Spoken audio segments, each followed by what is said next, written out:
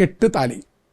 കെട്ടുതാലി ചിലർക്കെങ്കിലും കെട്ടുകയറായി മാറാറുണ്ട്. പണ്ടത്തെ അമ്മമാരൊക്കെ എല്ലാം നഷ്ടപ്പെട്ട് പോയാലും അവർ ഒരിക്കലും കെട്ടുതാലി നഷ്ടപ്പെടുത്തി കളയില്ല. കാരണം അത് ദാമ്പത്യ വിശ്വസ്തതയുടെ, ദാമ്പത്യ സ്നേഹത്തിൻ്റെ, ദാമ്പത്യ ബന്ധത്തിൻ്റെ പ്രതീകമാണ്. അവരത് ഒരിക്കലും നഷ്ടപ്പെടുത്തി കളയില്ല.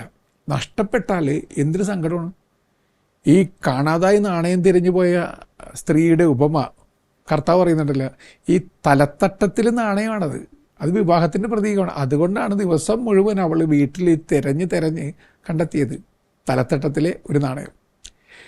ഈ കെട്ട് താലിയുടെ അർത്ഥം എന്നാണ്. സംസ്കൃതത്തിൽ അതിനെ പറയുന്നത് സേക്രഡ് ത്രെഡ് എന്നാണ്.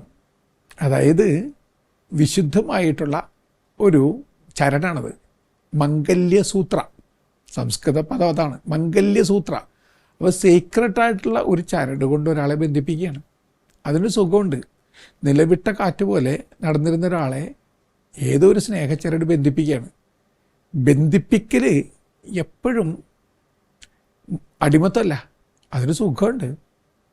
ആ സുഖമാണ് ദാമ്പത്യത്തിൻ്റെ സൗഖ്യവും സൗന്ദര്യവും ഒന്ന് തിരിച്ചറിയാൻ പറ്റാത്തത് കൊണ്ടാണ് ചിലർ പറയുന്നത് വീർപ്പൂട്ടിലാണെന്ന്.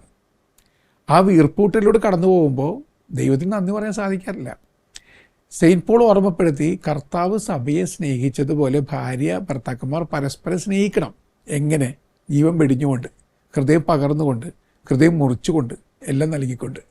അങ്ങനെയൊക്കെ സ്നേഹിക്കാൻ സാധിക്കുമ്പോൾ അവിടെ ഒരാളുടെ ശ്വാസം നിലപ്പിച്ച് കളയുന്ന തൂക്കക്കയറുകളുണ്ടാവില്ല. അങ്ങേറ്റം സ്വർഗത്തോളം ഉയർത്തി ചരടുകളെ ഉണ്ടാവുള്ളൂ.